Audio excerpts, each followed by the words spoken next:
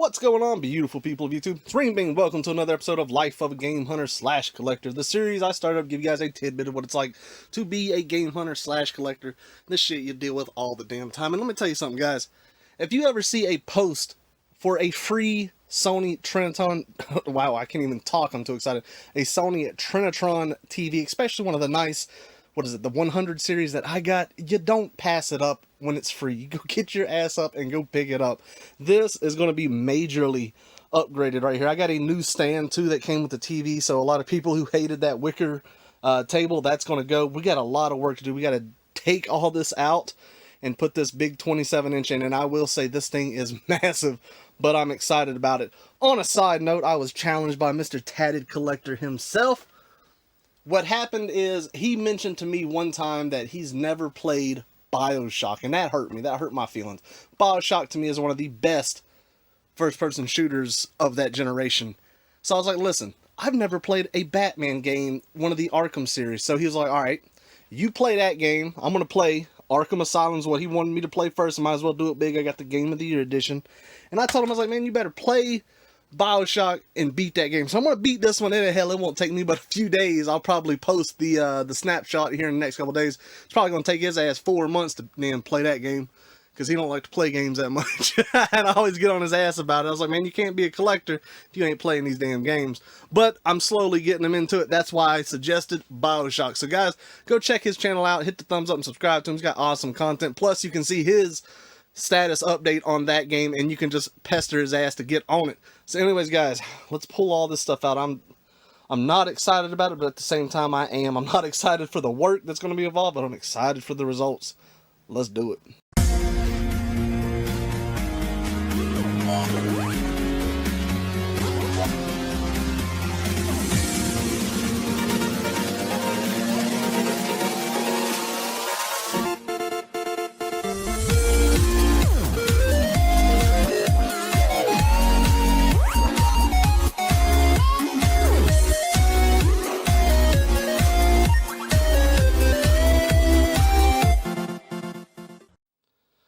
Alright guys, so I started pulling some of this stuff down, and I already know this is not going to be fun. I can't wait to get it over with.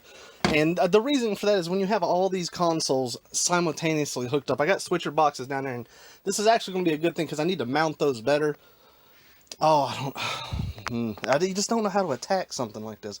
I got to pull all this stuff out. I mean, basically this whole corner has to go. Dear Lord, I'm already dropping stuff.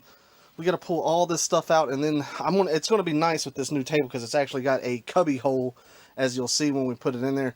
This is a 27-inch TV, and this has been a good one. What is it, a Toshiba? But everybody knows, I mean, a Sony Trinitron just gives you some of the best quality. Not all models do. Be careful on that. When you go to pick one up, do your research first. But I couldn't turn it down, especially not for free. Hell, I would have paid money for it. I've been wanting a Trinitron for a long time. Oh, these eye toys, the Wii sensor bar. The class, look at this Armatron. Still works, God almighty. With Donkey Kong's head right there for whatever reason. I used to love this toy as a kid right here. I used to think I was the bomb. Picked that up at the flea market for like $5, I think. The only toy that I really wanted in my collection. So anyways, guys, I'm just slowly pulling things off and just setting things away just to kind of clear this area out. I don't know how crazy it's going to be once we get in. I got a VCR. I got so much stuff that's got to come out. The biggest thing will probably be the TV. That way I can see. But the TV's plugged in. I got 2 power strips down there. Maybe 3. Hell, I have no idea. It's been so long since I got back there. It's going to give me a chance to kind of tidy that up. And I'm thinking what'll be nice is when this TV is in here, I think it's going to be a little bit lower, so we can see that shelf back there a little bit better. So anyways, fill you in on the next update. Alright guys, so it's become, this is crazy. So I've pulled the TV down. I still got to unplug it before I can actually pull this thing out, because it's just a heap of wires over there.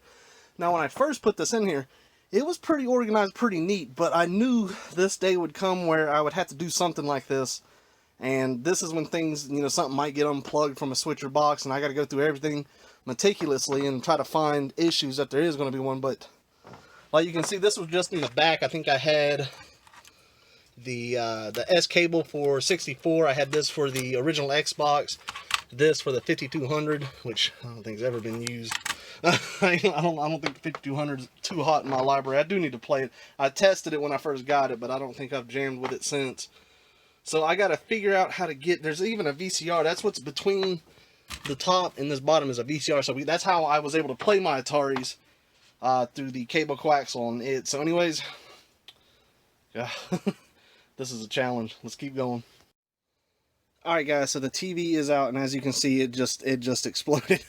All this stuff looked a lot nicer as I was pulling everything out, but it just kind of avalanched in. When you're dealing with such a tight space, all the cords back there are wrapped and everything's, you know, individual. But down here with all the power adapters and the outlets, it's crazy. And you can see my switcher boxes, what I use to control all the consoles. They were adhered to the wall, but now they are not.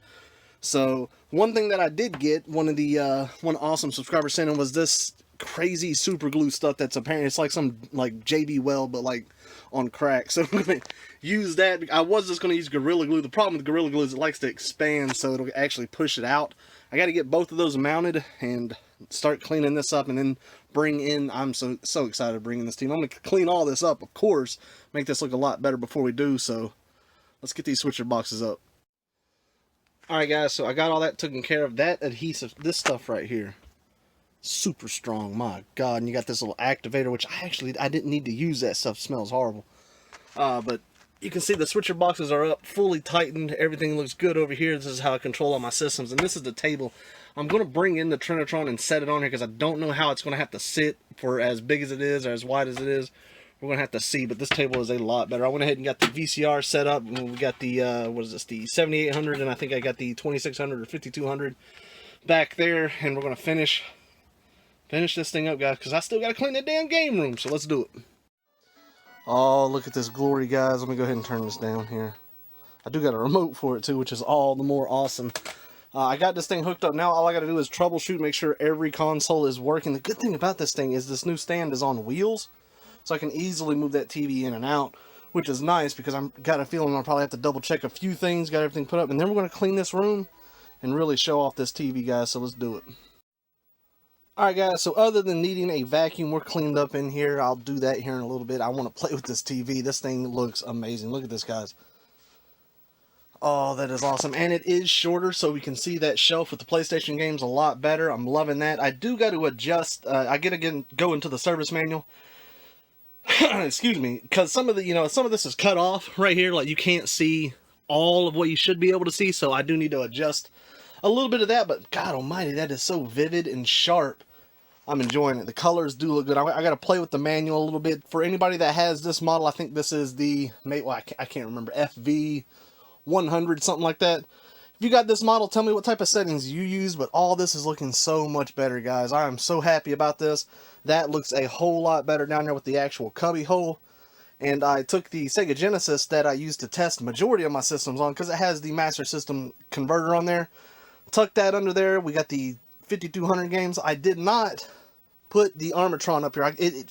The way this sits, it's kind of at an angle, so even this stuff is kind of risky, so I didn't go with that, and I moved that one PlayStation controller over here because it won't fit there. But guys, I'm excited about how to play it, because moving this stuff and getting this thing in here, for anybody that's moved a CRT like this, they are not light. And the way my back's been here lately, this has not been a fun endeavor, but I'm very happy that I did it. It is done. Time to play some games. So guys, I hope y'all enjoyed this episode. It may be a short episode, but I got a lot of work done on my end. So anyways, guys, I want you all to take care. Enjoy the rest of your day.